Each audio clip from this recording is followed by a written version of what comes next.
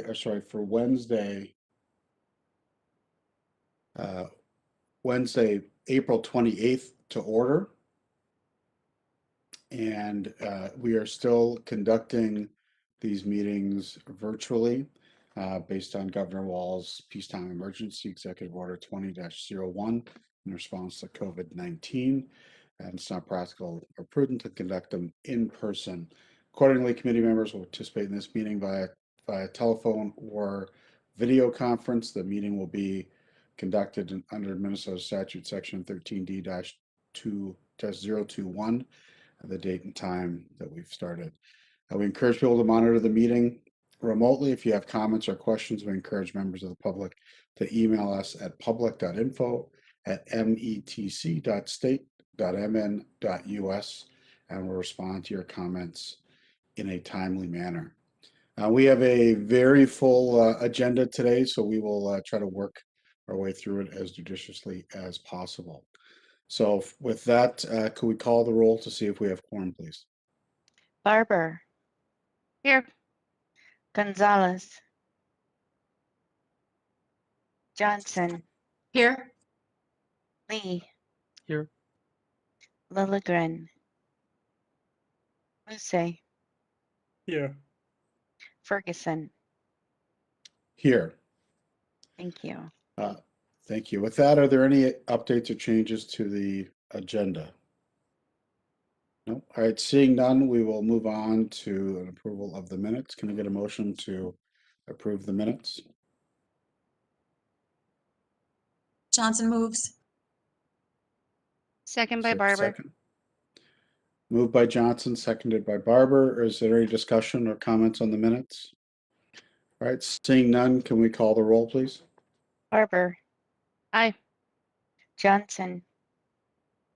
Aye. Lee. Aye. Muse.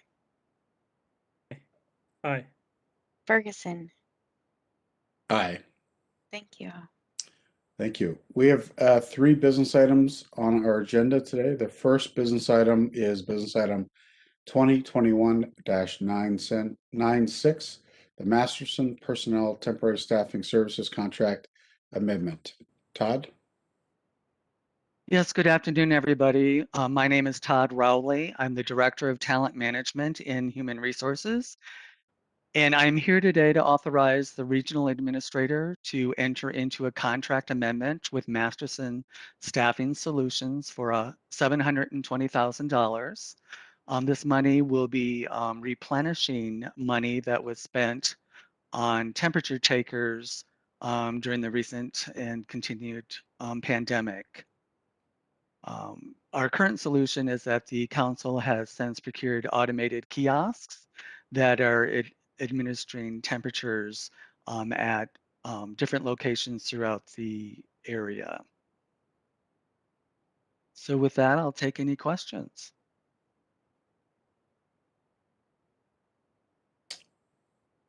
Are there any questions for the presenter? Sorry, the current contract is how much? Mr. Chair, the current contract is a 5-year contract for $2 million. So now we're going up to 2.72 million. Is that, am I understanding that correctly? Yes, to replenish the funds that we've used. Unforeseen expenses. Okay, perfect. Any other questions for the presenter? No. All right. Seeing none, can we get a motion to approve business item 2021-96? Moved by Lee. Moved by Lee. Is there a second? Second by Barber. Seconded by Barber. Thank you. Is there any other discussion? All right. Seeing none, can we call the roll, please? Barber. Aye. Johnson. Aye. Lee. Aye. Muse.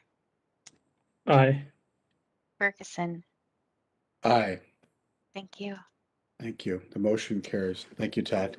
Thank you, The everyone. second business item that we have is business item 2021-97, labor agreement with Metropolitan Council Management Association.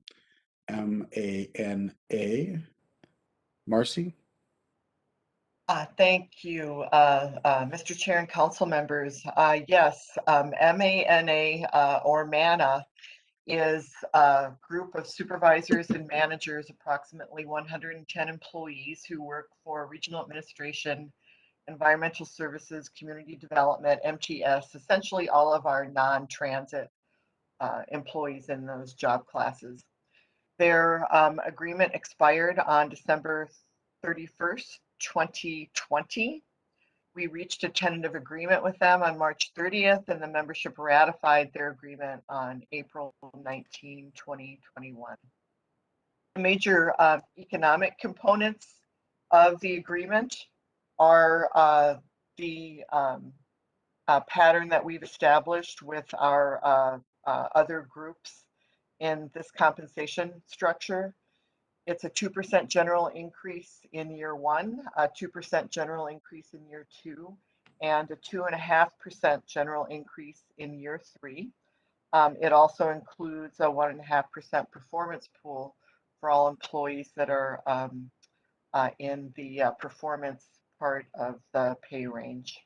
We do have a couple of language agreements that increase consistency in areas with regard to working out of class pay and bereavement leave, consistency with our transit managers and our non-rep employees. Otherwise, that's the extent of any major changes in the agreement. As part of the Thrive Lens analysis, again, it falls under stewardship as a settlement that is within the financial parameters established by council for managing labor costs. We think it demonstrates efficient management of public resources and also prosperity. The deal represents a fair and reasonable wage settlement and investment in our employees.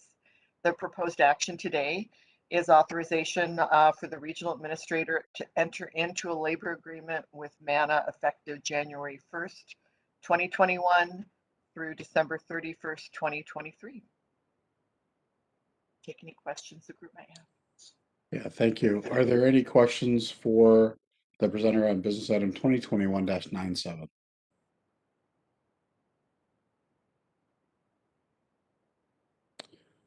All right, seeing none, Marcy, just one quick question.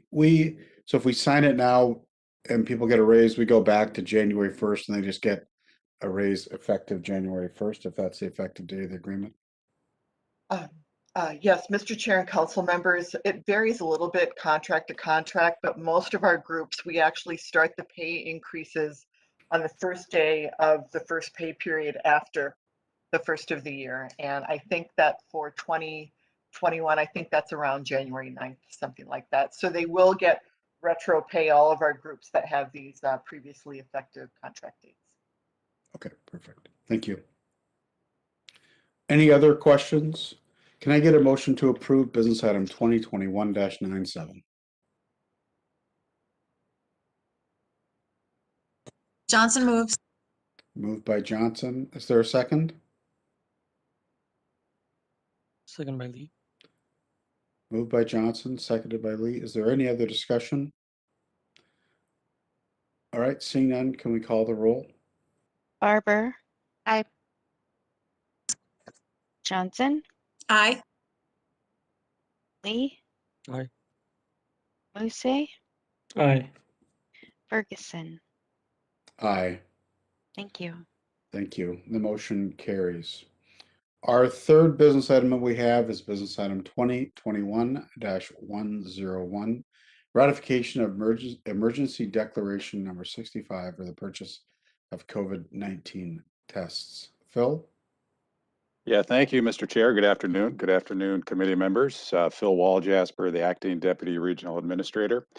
This business item is asking the Met Council to ratify the emergency declaration for the purchase of COVID-19 tests in the amount of $490,500. So even though over the past year we've been encouraging our employees to seek opportunities through the state to get tested, we felt there was a need to have on-site capability to administer tests quickly, to prevent hotspots, to prevent the impact that it might have with our critical functions. So we contracted for purchase of the COVID test. We contracted with a vendor that the state is using. And we've had that in place for quite a while now. We continue to use it. And again, it was intended to not only prevent hotspots and to identify those that may be positive quickly, so we could get them to quarantine pursuant to the guidelines from the state and the federal from CDC. But we also wanted to have targeted groups tested so that we could identify employees that were asymptomatic, because that was a big concern, asymptomatic spread of COVID. And we have had a few of those. So with that, Mr. Chair, again, the request is to ratify the emergency declaration of the COVID-19 test in an amount of $490,500. And with that, I'd be happy to answer any questions. Are there any questions for the presenter? Councilmember Johnson. Thank you, Mr. Chair. And who do we contract for that? Is it Vault? Or is it Yes, someone else? Mr. Chair and committee members, it is Vault, yes. Is there, I think I'd heard somewhere that there was an audit, or I don't know if investigation is the right word, but looking into the contract that the state has with Vault, and one, is that true? And two, does that, what do you know, and how does that impact our relationship? Mr. Chair, I was not aware of that. I don't know if anyone else on the call has heard that, but I have not heard of that, but I will certainly look into that. Yeah, I think there's a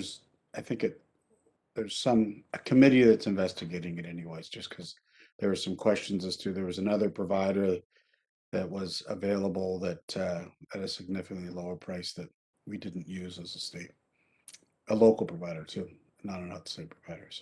So anyways, I would just be curious as to we should just look at that, and if there's any price rebates or anything else that happens, hopefully we get the same, would get the same treatment.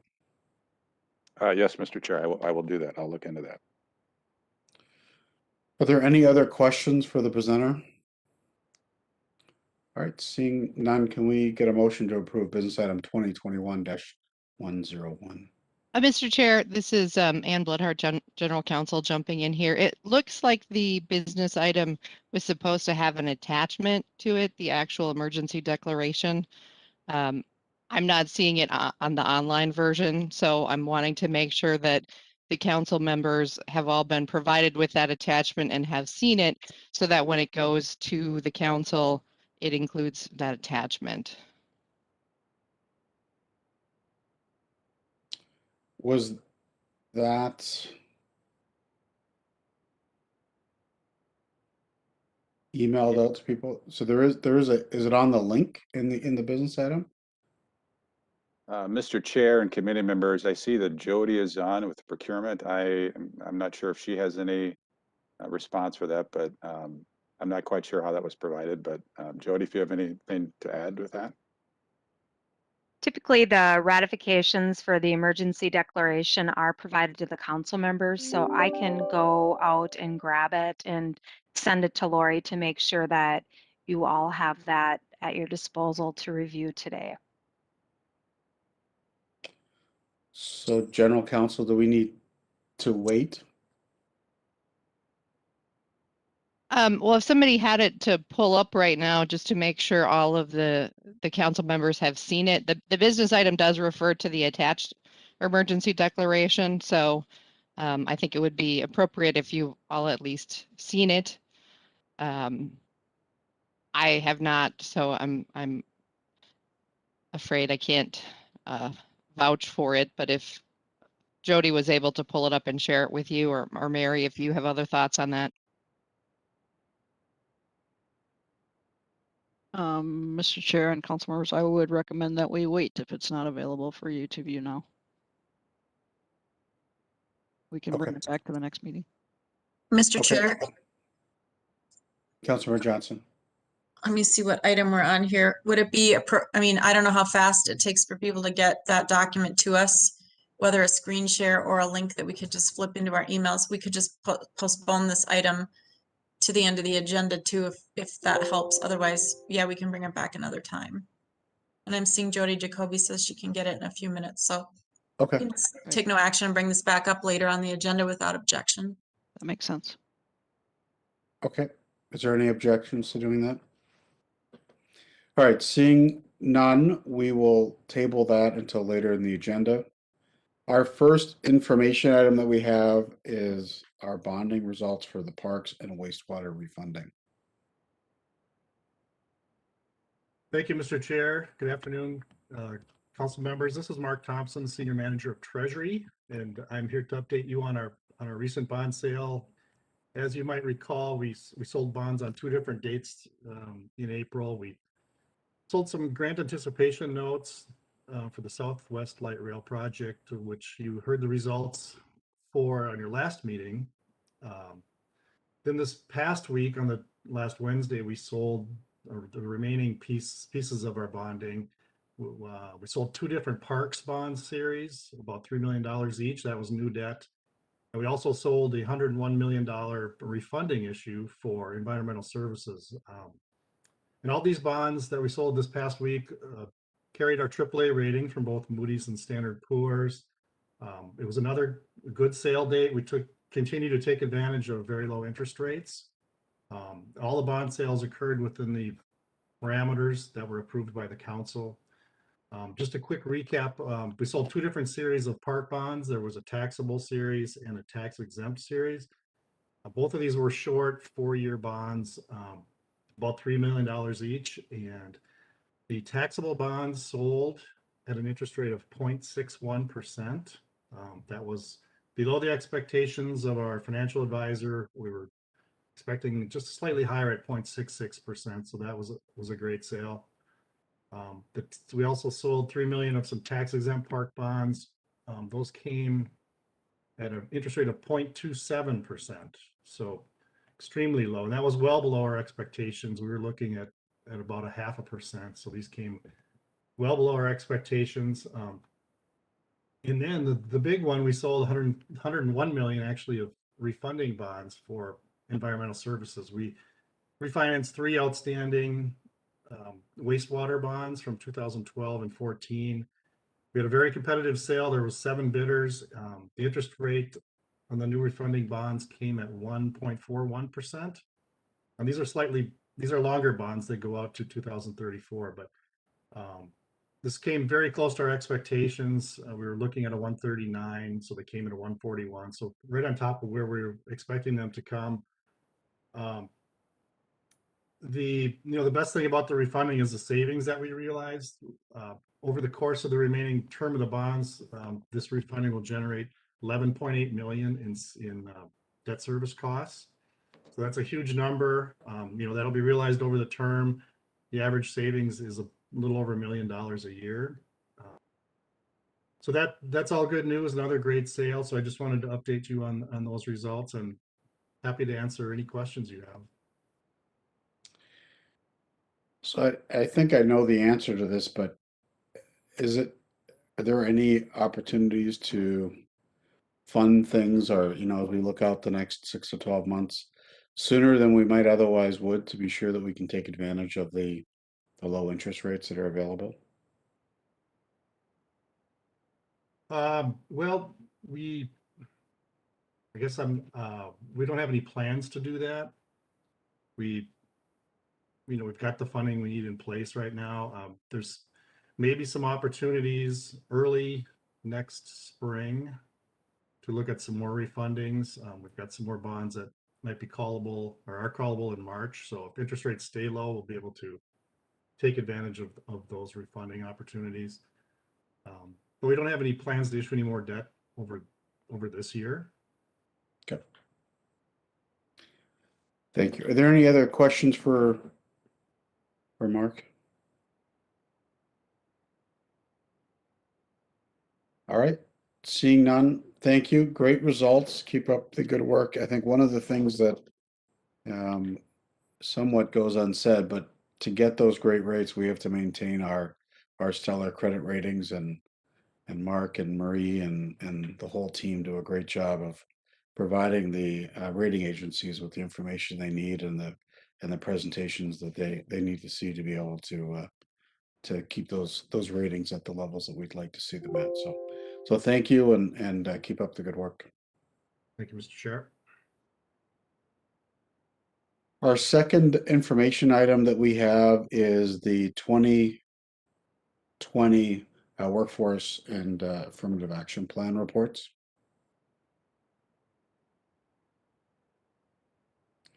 I think we have Marcy and Ashanti. Hello, Mr. Chair, committee members. Can you see me and hear me? I can't see you, but I can hear you.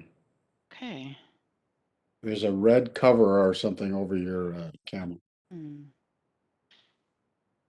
I got my computer updated yesterday and I don't know why I can't be seen. There's a little So- slide on your, up on top of your laptop. If just look for the little slide. Yeah, but my laptop's not open at this point. That's why. Well, see, I've got this camera on my Yeah. second screen. All right, just Hmm. proceed. Okay. Yeah. All right. Mr. Chair, council members, I'm here presenting with Ashanti Payne, and together we will share the results of our 2020 workforce data, and then Ashanti will give you a snapshot of the affirmative action plan and the data that was created or that was used from a 2-year period that's different from 2020, and we'll talk a little bit about our results and our actions. So I would just, if you could go to the next slide.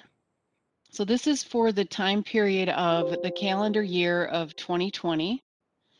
And so it's really going to give you a picture of our workforce demographics as well as some of our personnel actions. So the next slide, please. So this gives you a picture of our workforce composition by people of color. And you can see that our total employees for 2020 were 4,269, and this was as of December 31st. And all of the data points here on this particular slide are an as of date. You can see that since 2015, we have gone from 30.9% of our workforce to 35.5% being people of color, and that for our managers, we went from 15.8% to 19.1% over that period of time. I have up on the top of the screen the American Community Survey that is based on census data about the metropolitan labor market, the civilian labor market, so that you can compare, the total market to the employee base of the Met Council. Now, when OEO does affirmative action, there's a more granularity that's based on particular job classifications and professions. But this is just one snapshot comparison of our data to the workforce. Next slide, please.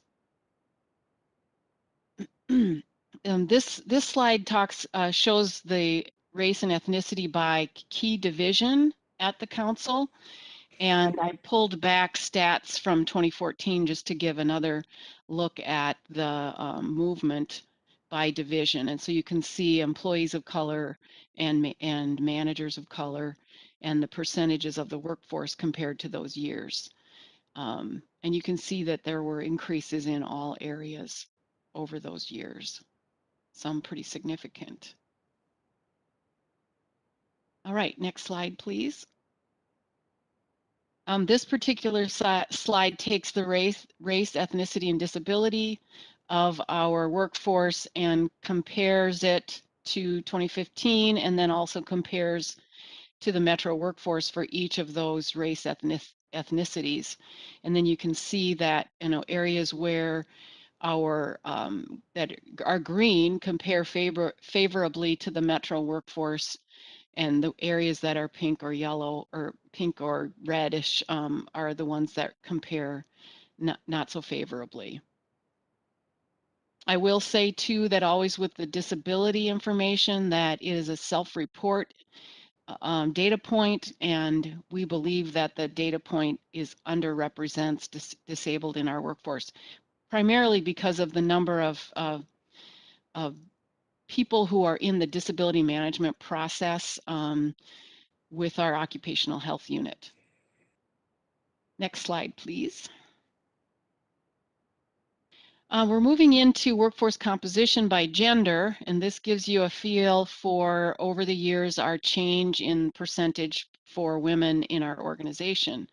You can see too that compared to the metro workforce, we're quite a bit under the workforce for representation of women in our organization.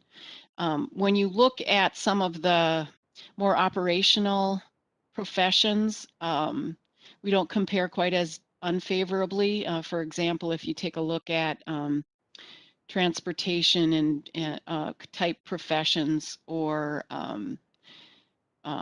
electrician and plumbing and that sort of, those kinds of professions, there doesn't tend to be as many women. But again, this is a full workforce and it includes the different divisions. Now, if you could go to the next slide, please, you can see then how we look by division. And so you can see, for example, with RA, where you might say that the kinds of jobs in regional administration might be more representative of the total metro workforce.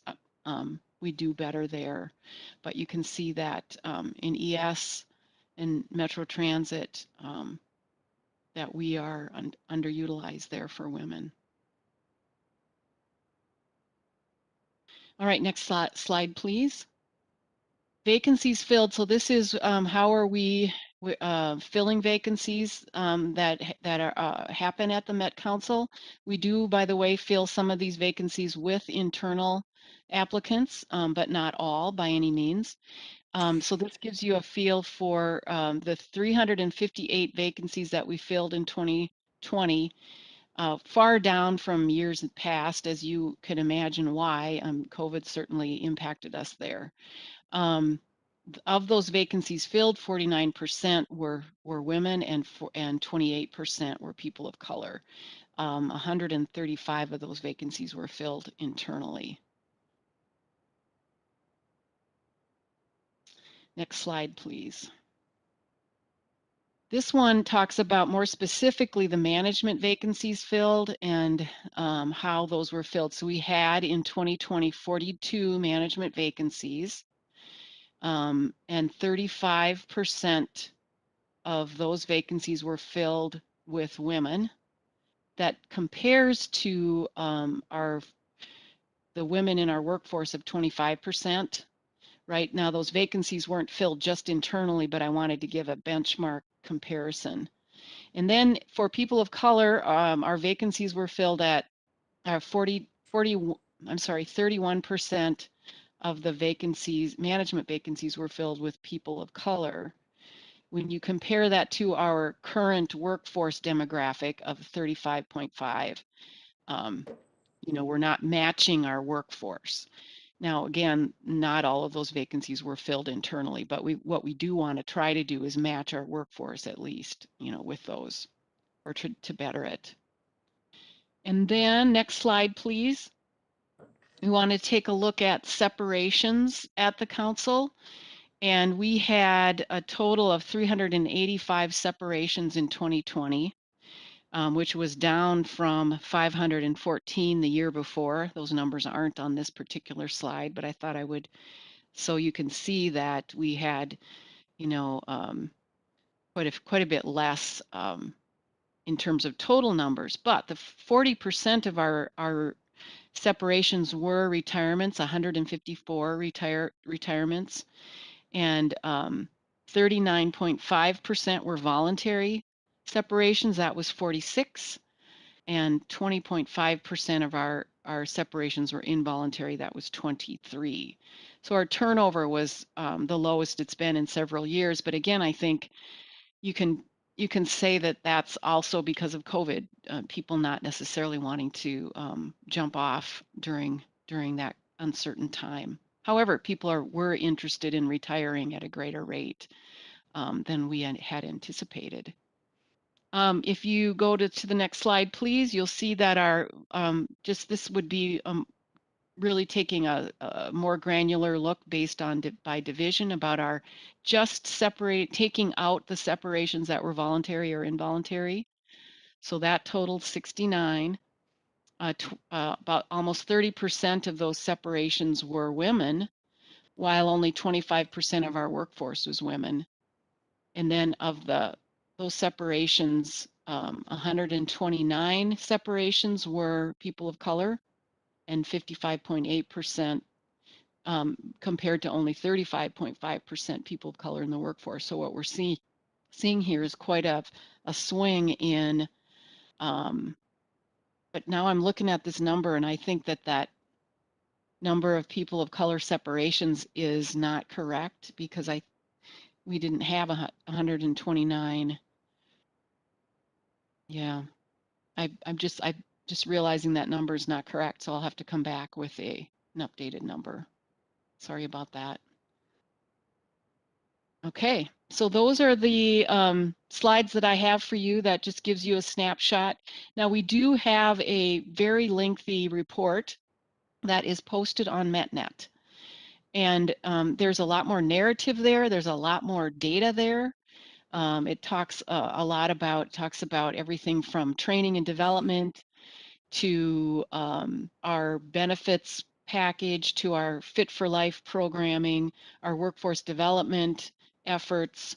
It disaggregates quite a bit of our data. So if you want a more close and detailed look, I would point you in the direction of MetNet, and I can forward that link on to this committee at another time or after this meeting. So with that, I'm going to turn it over to Ashanti. Thanks, Marcy, and good afternoon, Mr. Chair and council members. I think, and can we move to the next slide, please? I think as we start focusing in on our affirmative action data and plan, it's important to point out how this information and data is different than the information Marcy just shared, and also the ways we look at this data that are different as well. And I think the first thing that I would point out is that the affirmative action data and our data set is over a 2-year period that began in July of 2018, July 1st, and ended June 30th of 2020. And that data will be tracked and monitored over this upcoming 2 years and covered in terms of our progress, successes, or not in the next plan as well. Next slide, please. So also an affirmative action plan consists of these data points. Of course, what we looked like just over that 2-year period, and then covers those personnel activities, those prominent ones that Marcy also covered. So hires, rehires, promotions, and separations. And the information is broken down by EEO job category, which is just a grouping of like functions and responsibilities grouped together, which gives a picture of different levels in the organization, how we look. Next slide, please. Again, these are kind of the components, narrative components that make up the affirmative action plan. And today I'm really focusing in on those that are highlighted in green, and more specifically to provide updates in terms of where we are compared to where we were the last time this information was presented to this committee. So specifically to our efforts in terms of communication of the plan, and making sure both employees, all employees at the council are aware of it, understand it, and understand their role in terms of how to make sure that this plan is not something that just sits on the shelf, and that we can work together towards advancing workforce equity throughout our organization. And also the work that has been done in close partnership and collaboration with HR and OEO, Human Resources, and the Office of Equal Opportunity, and some of the corrective actions, activities and strategies that we're looking at relative to, again, our goal of achieving workforce equity here at the council. And then finally, how will we be reporting, reviewing, evaluating, and using that data to make key decisions along the way? Next slide, please. So both in terms of communication of the plan, both the 2018 and 2020, which is our current plan, are available on the METNet and .org sites. And you can link to them from both of those sites through the Office of Equal Opportunity page, and then Affirmative Action Plan. We are currently in the planning stages for 2 and possibly 3,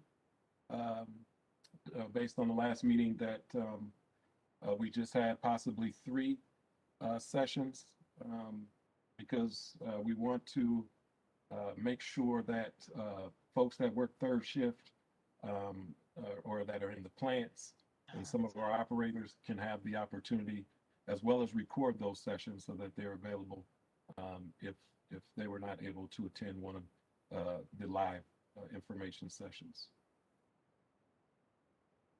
Next slide, please.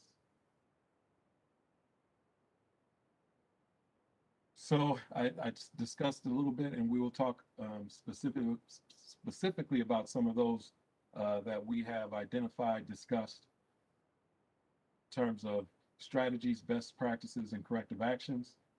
I mentioned we're working closely in partnership with HR, but that really starts with reviewing what we're already doing and our current strategies, and assessing the relevancy and success related to those strategies, and if they should be continued or adjusted. And then making sure that we are identifying and implementing best practices in our personnel actions relative to those key personnel activities: recruitment, promotion, and retention, which is demonstrated in separations. And that includes engaging with the Equity Advisory Committee, equity change teams within the council, equity champions, and professionals throughout the organization. Next slide, please. So this is a snapshot of what we looked like over that 2-year period, and it's broken down and disaggregated both by ethnicity and gender. And there are some interesting things or things that would draw your attention and warrant some conversation. I think one of the things that some people would look at is, and just for context, the blue headers are what we look like, or what our representation, both by numbers and percentage. The salmon colored is the availability in the labor force in the metropolitan region, and it's broken down again by gender and ethnicity. So some might look at this and say, hey, we're red for both white women and white men. What are we not white enough? We should be hiring more white people. And I would engage in that conversation and look at this as a good sign, because we do know that we are in a region that is woefully underperforming in terms of equity, and we know that there are economic and education disparities that contribute to the determination of individuals being in the labor force in our region.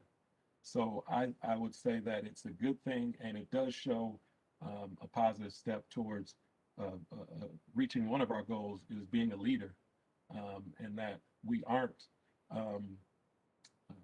experiencing that level of disparities within our workforce. Again, it's also important to note that it's also important to look at the data based on those EEO codes to identify issues that rely at other levels and various levels within the structure and hierarchy. I also want to point out that this is not underutilization where you see red. Underutilization has a specific definition or regulatory compliance definition and utilizes a two-factor analysis. This is only a one-factor analysis, which is availability, external based on the census data. But it does give a good look in terms of what we look like versus the availability in the labor force. That second factor and weighted factor in a true underutilization analysis would be to weight how we fill those positions internally to get to a true underutilization. Next slide, please. This just shows by division what we look like in terms of gender. So if you recall, and from the last time we presented this, and also from Marcy's presentation, we are underutilized for women throughout all categories, levels within the agency. However, this kind of what this kind of demonstrates to me is the importance of being able to break down, disaggregate the data by division, and in some cases by departments within that division, because not everybody is going to be experiencing that. And as you see, Metro Transit heavily influences the numbers relative to our overall and what we look like overall, because they represent over 3,000 employees of the 4,300. And also, if you look at community development as a division, they have more women than men. So the issue that is facing us in terms of underutilization for women as an organization as a whole is not an issue for community development as a division. Next slide, please. In terms of promotions, again, just broken down by ethnicity, as you can see, in terms of promotions, heavily white, 85%, and all other groups are being promoted at a rate less than their representation in our organization, and white folks at a rate greater than their representation in our organization. Next slide, please.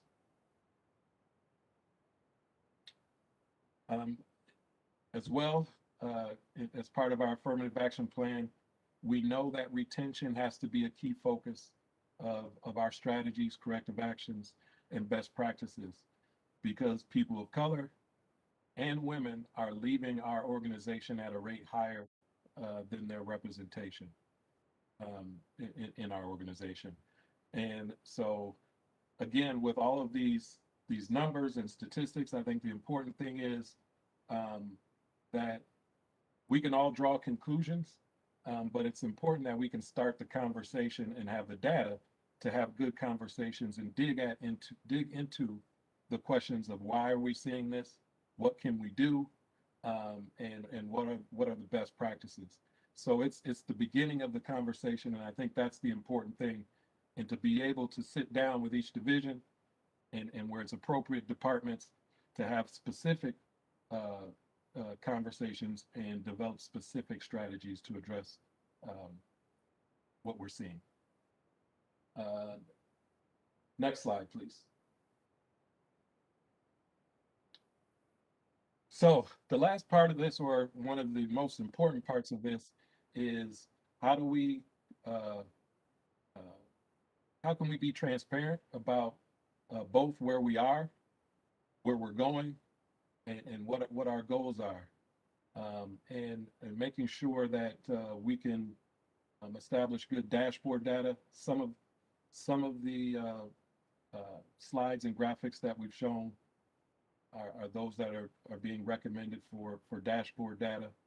Of course, it's important that the data is disaggregated and that we do not lump everyone into people of color or these broad categories, because that prevents us from getting at specific issues that may exist. And it's important, as I pointed out, to be division specific and also in some cases department specific, and then share that relevant detail with each of those division leaders. Again, equity champions and professionals and decision makers. And our plan is to report and publish this data and our progress towards our affirmative action goals quarterly. Our first quarter for 2021 data will be available April 30th. There is some lag time, about 28 to 30 days in terms of being able to report it once complete. But that first quarter data should be ready for us to review and then publish. And then the ability to pivot and make adjustments where we need to, both in terms of our strategies, best practices, and where we want to head and where we want to, the outcomes we want to achieve. Next slide, please. So this last part we want to discuss is just kind of talk about the work that both OEO and HR have been doing to really identify those areas, strategies, initiatives, discuss some of them, the groups that we're working with, and I'm going to turn this last part back over to Marcy.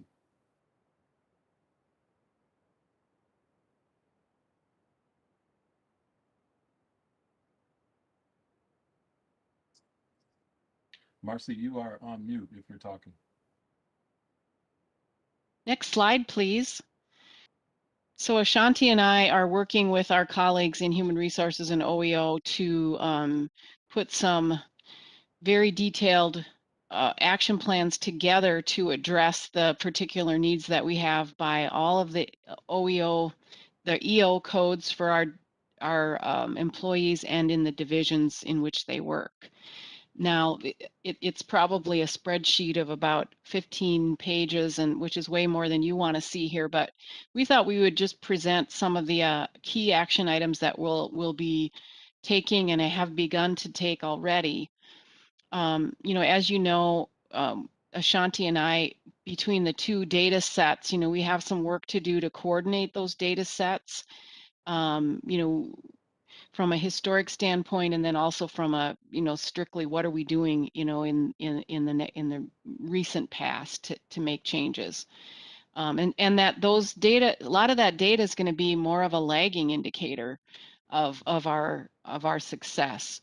So these are some of the things we're planning to do, and so Ashanti, if you want to add anything to any of these, please feel free to jump on in. But we do want to identify and address our retention data issues, and not just the data issues, but the issues. So we do know we need to do a deeper analysis of that separation data to pull out from the data, employees who retire. That's something that's a good thing about one's employment history with us, right? So we want to be able to take a look at that involuntary and voluntary separation and really understand where is that happening, what's the disaggregation of that data.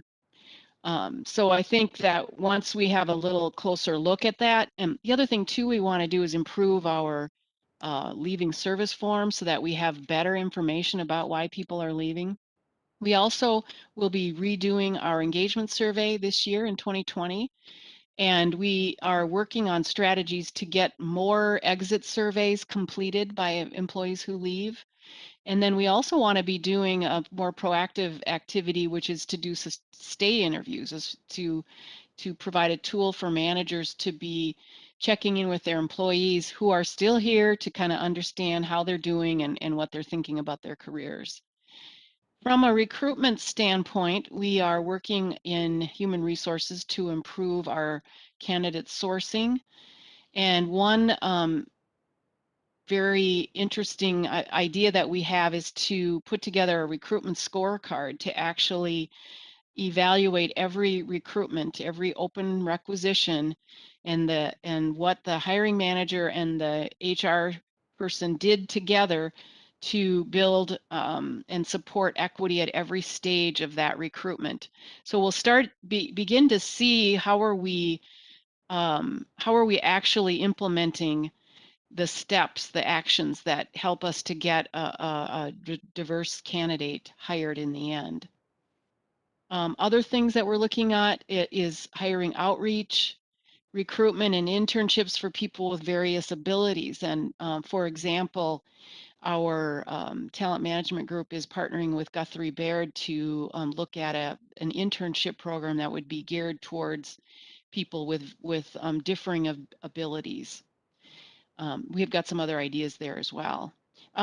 Employee resource groups are important, I think, for us as an organization to help people feel supported, to connect with them, for them to people to connect with each other in various ways. Like right now we have a Pride ERG and an Advancing Women in Transit ERG, and both our offices are actively supporting and those efforts. An important piece for this year in 2020 is our Racial Equity Training Initiative, which by the time we're done at the end of the year, we'll have touched every employee here at the council. And it has begun with supervisors and management, with the IDI and the intercultural conflict. There's going to be a leadership forum this summer. We launched unconscious bias training for all employees here, web-based training last month. And then there will be training rolled out for all employees later in the year. Several ways that we're supporting career development here, and especially to impact the promotions of people of color in our organization is the Mentoring Works program. And then we have several workforce development projects that we're doing now in conjunction with partners around the council to build pathways into work here at the council. And I know you've heard about some of those, like the Mass Transit Technician Program. We have some other really interesting ones that we're beginning this year as well. And then finally, we have some dashboards and reporting that we are working on. Ashanti talked about transparency and the ability for people to have access to the information about our workforce, about our outcomes in terms of separation and in terms of promotions. And so we are actively working a project that we hope to actually have some of our workforce dashboards up and able to be viewed in June of this year. So it's going to take us, probably most of the year to get all of our dashboards around equity completed. But the ones around the workforce will be done sooner than later. I know, Ashanti, is there anything else you'd like to add to some of these items? No, I think you did a good job, Marcy. The one thing I will say too, just in terms of our separations, I think, yes, retirement is a good thing.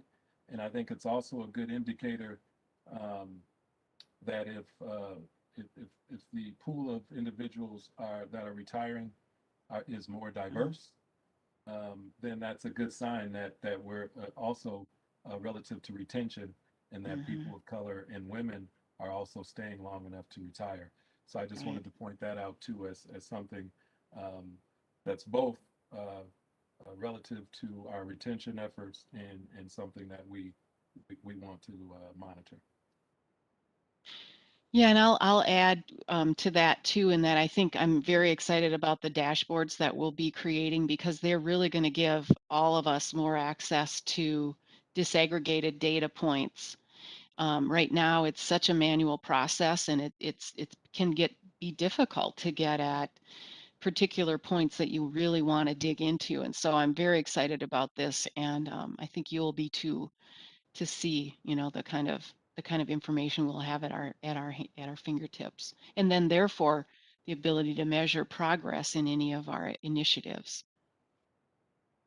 So with that, we'll take any questions. So we have time probably for one question or so, and then we have to move on. Does anybody have a question? Councilmember Barber. Thank you, Mr. Chair. I'll be quick. So I just had a question about the one thing I would like to see possibly around the separation data, as we've heard anecdotally that we've had some of our employees take COVID leave and then not return.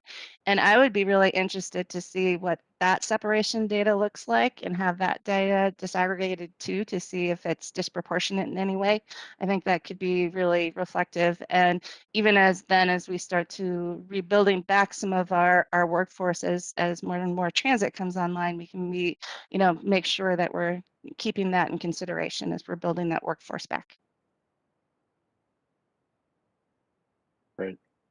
Thank you. I think we have time for one more question if somebody has a question. Councilor Johnson. Thank you, Mr. Chair. Two things. Is there a way that we can see disaggregated data around, rather than just department, but around income bands, so that we can see, you know, the amount of money people are making based on disaggregated data around race and gender? That to me is interesting, the power of wealth building and, you know, where people are at.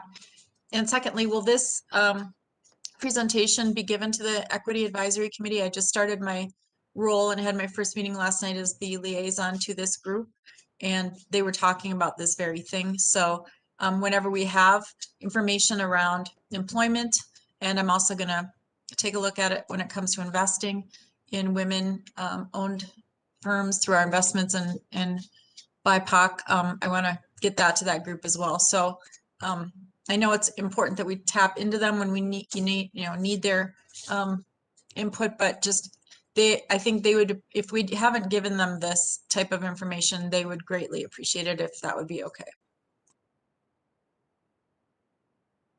Great. Mr. Chair, council member, I know that about 3 years ago, I presented some of this data to the EAC, and I know Shanti and I talked about we probably would be doing this presentation, so we'll take an invitation and we'll bring it over. Mr. Chair, thank you. Yeah, you are so invited. So thank you. Appreciate that. Great. Thank you. Thank you, Marcy and Ashanti. We are going to table business item 2021-101 until our next meeting. So, Councilmember Johnson, do you have a motion? I do, Mr. Chair. I move to close this meeting under section 13D.03 subdivision 1 of the Minnesota Open Meeting Law, so we can consider a confidential setting labor developments and negotiations related to labor strategies. And Mr. Chair, I could make it a joint motion for the next item as well.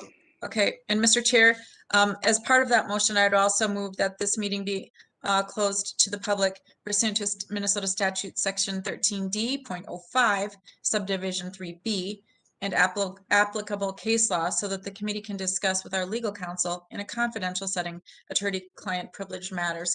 And this then would account for items 3 and 4 on our agenda today. Okay, and is there a second to that motion? Second by Barber.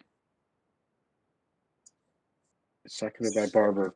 So just as a discussion, this is as a public body, a majority vote in a public meeting may decide to hold a closed meeting under the provisions of section 13D-03 subdivision 1B of the Minnesota Open Meeting Law. Discussions during this portion of the closed meeting must be confined to labor negotiation strategies developed and/or discussions and review of the labor proposal. Proceedings of this portion of the closed meeting will be recorded, preserved for 2 years after contracts are signed and made available to the public. The portion of the meeting that is for the purposes of discussing legal matters is also closed under open meeting laws, section 13D-05, subdivision 3B, to discuss attorney-client privilege matters. Discussing these litigation matters in a confidential setting will permit the council to engage in candid discussions and resolve these matters in a way that benefits the council and the public. Discussions during the closed portion, portion of the closed portion of the meeting will be confined to pending legal litigation matters listed in the committee agenda. So with that, is there any other discussion?